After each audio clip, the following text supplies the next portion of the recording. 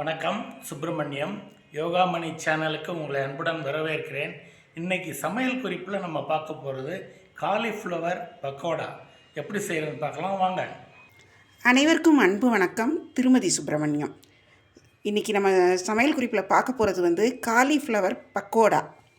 இதுக்கு காலிஃப்ளவர் எடுத்து ஒரு கப் அளவு எடுத்து சூடான தண்ணியில் கொஞ்சம் உப்பு போட்டு அதை நல்லா கொதிக்க விட்டுட்டு லேசாக அது சாஃப்டாகிற மாதிரி எடுத்து வச்சுருக்கிறேன். தண்ணி வடிச்சிட்டு வச்சுருக்கிறேன். அப்புறம் மாவு வகைகள் எடுத்து வச்சுருக்கிறேன் பாருங்கள். கடலை மாவு 1/2 கப், பச்சரிசி மாவு 1/2 கப், மைதா மாவு 1/4 கப், கார்ன்ஃப்ளோர் 1/4 கப், உப்பு, பெருங்காயத்தூள், மிளகாப்பொடி அதாவது தனி மிளகாத்தூள், மஞ்சள் தூள், அப்புறம் இட்லி மாவு இருக்கும் இல்லையா, வீட்டில் நீங்கள் இட்லிக்கு வச்சுருப்பீங்க இல்லையா, அந்த மாவில் ஒரு 3/4 கப் எடுத்து வச்சுருக்கிறேன். இப்போ இது எல்லாத்தையும் ஒன்றா மிக்ஸ் பண்ணிக்க போகிறோம். அதோடு ஜிஞ்சர் கார்லிக் பேஸ்ட் சேர்த்து மிக்ஸ் பண்ண போகிறேன். கடலை மாவு, பச்சரிசி மாவு, மைதா மாவு, கார்ன்ஃப்ளோர், உப்பு, பெருங்காயம், மிளகாப்பொடி, மஞ்சத்தூள், இது எல்லாத்தையும் முதல்ல மிக்ஸ் பண்ணிக்கலாம். மாவு வகைகள் மிக்ஸ் பண்ணிட்டேன். அதோடு நான் கொஞ்சம் ஜிஞ்சர் கார்லிக் பேஸ்ட் ஒரு ஸ்பூன் அளவுக்கு தாராளமாக சேர்க்குறேன்.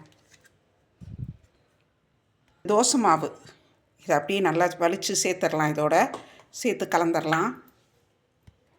கொஞ்சம் தேவைக்கு தகுந்த மாதிரி கொஞ்சமாக தண்ணி ஊற்றிக்கலாம். ரொம்ப தண்ணியாக கரைக்க வேணாம்.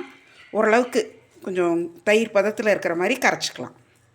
இதை நல்லா கலக்கிறப்போ கொஞ்சம் அப்படி பபிள்ஸ் வர மாதிரி அப்படி நல்லா கலந்து விடுங்க. ஒரே டைரெக்ஷனில் நல்லா சாஃப்டாக இருக்கும். அதோட இந்த மாவில் ஒன்றா போட்டு நல்லா கலந்துடலாம். அடுப்பில் எண்ணெய் வச்சுருக்கிறேன். அது நல்லா காஞ்சிருச்சு. இந்த மாவை எடுத்து கொஞ்சம் கொஞ்சமாக இதில் போடுறேன். எண்ணெய் காஞ்சதுக்கப்புறம் தீயை கொஞ்சம் லோ ஃப்ளேமாக வச்சுட்டு இது கொஞ்சம் கொஞ்சமாக எடுத்து நம்ம போட்டுடலாம். போட்டு நல்லா 2 பக்கமும் நல்லா கோல்டன் கலரில் வெந்ததுக்கப்புறம் நம்ம எடுத்து பரிமாறிக்கலாம். அந்த எண்ணெயில் இந்த பக்கோடாவை போட்டுட்டு ஒரு 10 செகண்ட்ஸ் வெயிட் பண்ணுங்கள். அது மேலே எலும்பி வரும். அது வந்ததுக்கப்புறம் அதை நல்லா திருப்பி விட்டு கொஞ்சம் அதுக்கப்புறம் மீடியம் ஃப்ளேம் அந்த மாதிரி ஆக்கிக்கலாம். இது இன்னும் கொஞ்சம் நல்லா முறுமுறுன்னு வேகட்டும். நல்லா சூப்பராக வெந்துருச்சு. நல்லா எண்ணெயை நல்லா வடிச்சிட்டு ஒரு பேப்பர் நாப்கினில் வச்சுருங்க. வச்சுட்டு இதுக்கு தொட்டுக்கிறதுக்கு நம்ம தேங்காய் சட்னி, மல்லி சட்னி அல்லது டொமேட்டோ சாஸ் அந்த மாதிரி ஏதாவது தொட்டுக்கலாம். இப்போ எடுத்து நம்ம பரிமாறிடலாம். சுட சுட சுவையான காலிஃப்ளவர் பக்கோடா ரெடி ஆயிடுச்சு. ஈவினிங் டயத்தில் காஃபி டீயோடு சாப்பிட்றதுக்கு ஒரு அருமையான ஸ்நாக்ஸ் இது. அல்லது நீங்கள் ஏதாவது ஒரு கெட் டுகெதர் ஏற்பாடு பண்ணுறீங்கன்னா இது ஒரு ஸ்டார்டர்ஸாக யூஸ் பண்ணலாம். ரொம்ப ரொம்ப நல்லாயிருக்கும். நான் ஏற்கனவே சொன்ன மாதிரி தொட்டுக்கிறதுக்கு கொத்தமல்லி சட்னி அல்லது தேங்காய் சட்னி அல்லது டொமேட்டோ சாஸ் எது வேணாலும் வச்சுக்கலாம். நல்லா மேட்சாக இருக்கும்.